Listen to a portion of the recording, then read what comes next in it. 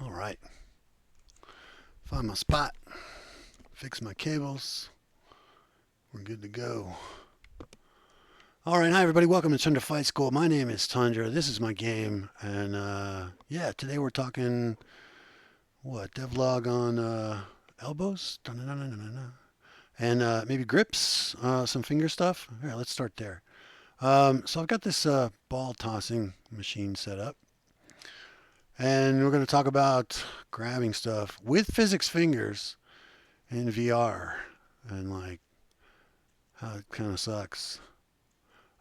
Much less reliable than real life catching stuff, and maybe there's stuff that we can do about that to try to help that out. Um, I'm not. I don't have all this stuff implemented yet, but stuff that I've thought about and stuff. If you guys have ideas, also let me know. But yeah, catching stuff in VR is tricky. You can certainly get good at it. Like if I'm pulling away at the time of the catch, it extends the window, um, and that helps the physics work better. Um, so you can improve things there. If I widen the grip, um, make more like a catcher's mitt out of the hand pose, and improve the angles that the fingers are moving, then it funnels the ball a little bit better. So that's another option that we've got. Can do both of those. Retract the hand, funnel the ball with a better grip. What else can we do? Oh, here, check this out. If I had like some fierce claws on my hand, that extended the fingers and help like kind of wrap around the ball even more, that would help. So here, check out these check out these fierce claws. Yeah. So that makes the catching even easier, right? So we can change stuff. Maybe we can add some helper code to do some stuff automatically, but some of the changes can just be physical changes to make the catching like way easier. Having the hand be like loose and compliant during the initial part of the catch is a huge deal. Because I had made the fingers like way too. This is kind of how this came about. Is I had made the fingers way too like powerful. They were I kept trying over and over and over to make the finger stronger, make the finger stronger, make the finger stronger, and in the process they were becoming like too like rigid, too strong, too rigid, not flexible, not compliant, um, and uh, and so I noticed it when I was trying to catch this basketball. Um, and I noticed that like the ball was like hitting the fingers. Oh, there we go.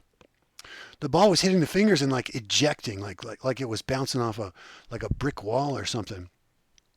Instead of instead of like being able to catch it and it reasonably connected the hands, it was just getting like completely ejected violently off of the fingers because they were just there was no give to them at all anymore. And so I softened them up a lot, and it helped all these types of interactions. So that's kind of cool.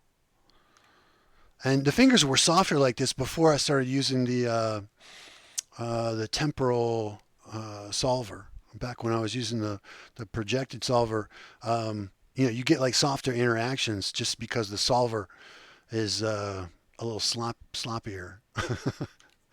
um, but sometimes that's a good thing. Sometimes it's not. Anyway, so that's the fingers, and I'll keep playing around with that. A couple of other ideas that I had like the retraction thing that I was talking about.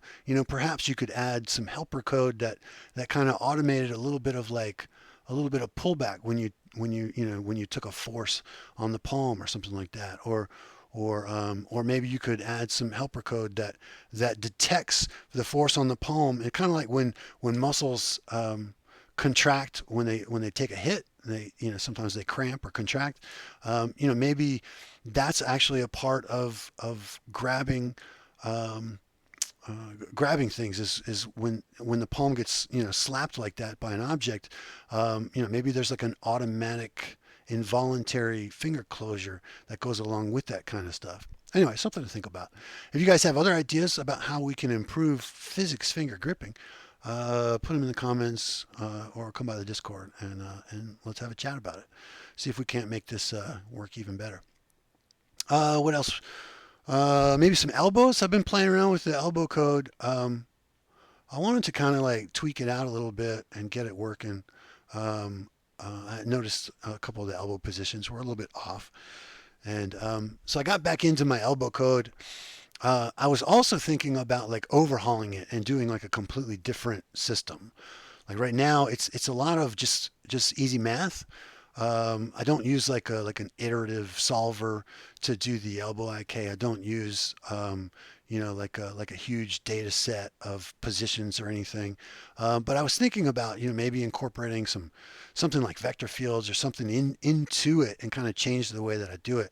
So I had to go back and like understand exactly how the elbows that I've got are currently working because I had honestly kind of forgotten like how I did it because that was like years ago. I mean, I had a rough idea. I never forgot the rough idea, but the specifics of it and the tweaking of it and everything, I had to like completely relearn how to do that.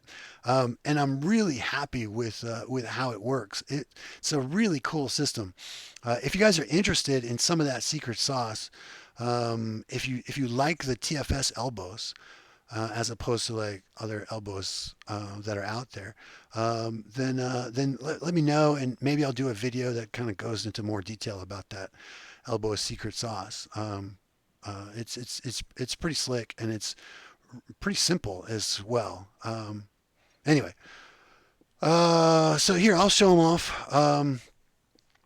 I feel like I'm kind of always showing them off. Whee. But as you can tell, they're very mobile. They move a lot, and I really dig that. I think that especially for like a martial arts game where so much of the stuff that I want to be doing has these really strong forearm positions. To have a game that limits the elbows, so that they like barely move, so that you get um, so that you have, I guess, a more, they're just really conservative, the ones that I see out there. They either barely move at all, or if they do move, a lot of times they'll have like some temporal smoothing on them, and just, it's just really like, I'll move my hand quick, but then the elbow, it just kind of like slowly like rock into position. Whereas I'm trying to use these like functionally to like do stuff, so they have to be like really responsive. If I'm going for like, let's say I'm loop this around and then get like an arm break or something. Um, that's got to be quick, right? I mean, it's got to move. Um,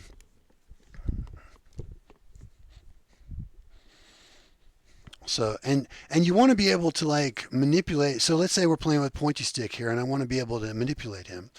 If Well, if you're not familiar with pointy stick, this is just an object that points at me. Like wherever I go, it points at me. And the game that we play here is like, don't leave pointy stick pointing at my center, because if it's on center, then I'm in a compromised position. I would much rather have pointy stick off to the side, where I'm still aiming at the opponent's center, but his tools are angled off, right? So I either want to push this off to the side, or maybe I want it to go high, or the other side, or maybe even I want to turn this over and take it low. But I don't want to leave it here. And if I do have to pass it in front of me, then I'll probably hook it and pull it quickly across, or pass it quickly across, right? So that's kind of the basics, the gist of playing with pointy stick. Or you can use it however you want. That's just how I play with it. Anyway, so here, let's just do some motions, and you can watch the elbows in action. If you see issues with it or concerns, let me know. But this is what I've settled on right now, and I'll probably make them adjustable. So that, let's say you're at a computer keypad in the game or something like that. Maybe you don't want your elbows like flaring up all over the place or doing wild motions. You really do kind of want them to just like hardly move. Maybe I'll make it so that the elbows can be tweaked, at different times of the game. So there would be like fighting elbows, and there would be like keyboard elbows, and there would be like interacting with people elbows, and whatnot. I mean, who knows? Anyway, I kind of like them the way they are, though, just because you know, if they're the same way all the time, then it's more predictable what they're going to do, as opposed to changing them around and having them act differently in different situations. Anyway, let me know your thoughts, or not, whatever. What else can we do? All right, like I said, I'll just play around with the pointy stick a little bit, show off the elbows. So we'll do some circles, both hands, maybe pass from one to the other, same direction. Change directions, do some passing. There's some low passes, there's some high passes with elbows. And there's names for all this stuff. You've got your ton sows and your bong sows and your pack sows and your lop sows. Different styles have different names, obviously, but you can also do like your hard style stuff where you've got like these inward blocks and upward blocks and downward blocks.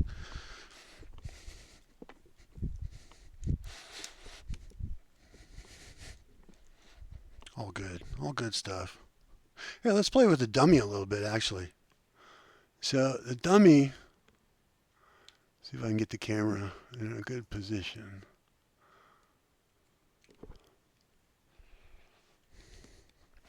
I don't know a lot of people except for like certain stylists that ever play with a dummy. Usually you'll see this like in a Wing Chun school, maybe like a Jeet Kune Do school. You might see a dummy, but other than that, you just don't see them very much. The style that I learned didn't use dummies, but we built one anyway and put one and worked it just because there's some really good lessons to be learned here. One of the ones I like the most, or I like to pay a lot of attention to, is the idea that if something's over on one side, like let's say I've got this arm, as I'm thinking about this arm's doing the attacking, I don't really want to come across my body. Like here's the opponent, here's me. If I make a line between us, this hand is way across that line, right? I've crossed myself pretty hard. And as such, I've trapped myself. If this arm were to attack me, that seems like a bad thing because I'm all crossed up. But he's not crossed up. He's hitting me straight. So that's bad for me. So instead of blocking with this arm, it would be better for me to block with this arm. And so I'll block a left side attack with the left. I'll block a right side attack with the right. And that makes sense, right? I mean, otherwise I'm crossing myself up, and that's bad. And so you can drill, so here, let's just do like a simple like drill where I'm traversing the dummy and I'm trying to use the correct side arm when I'm doing that, right?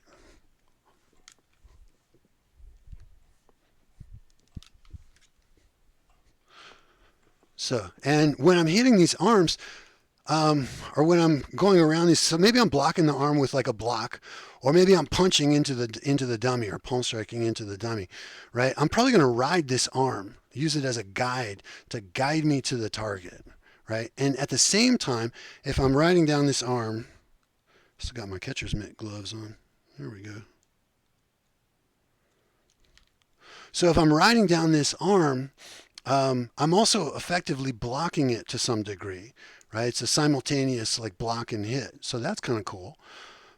So we can do the drill where we're both like riding the arm and then blocking this hand with this arm, this hand with this arm. And you would do that here, you would do that here, you would do that here.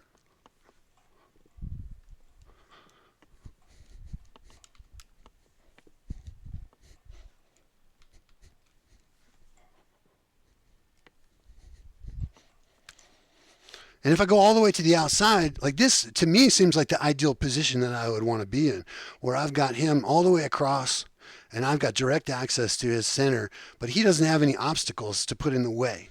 They're blocked out, right?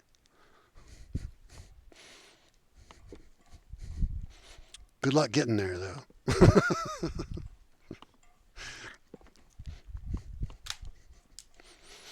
Anyway, it would be fun. Even so, I'm not really qualified. Oop, turn the camera off. I'm not really qualified. I'm honestly not really qualified to do like dummy instructionals, but I think it's just such a cool piece of equipment that goes underutilized. I mean, you can make all kinds of fun games out of that. But anyway, that's kind of an aside. Today was mostly about fingers and elbows, and we finished up with that. So hopefully you enjoyed the show, and yeah, you guys take care. Talk to you soon. Bye.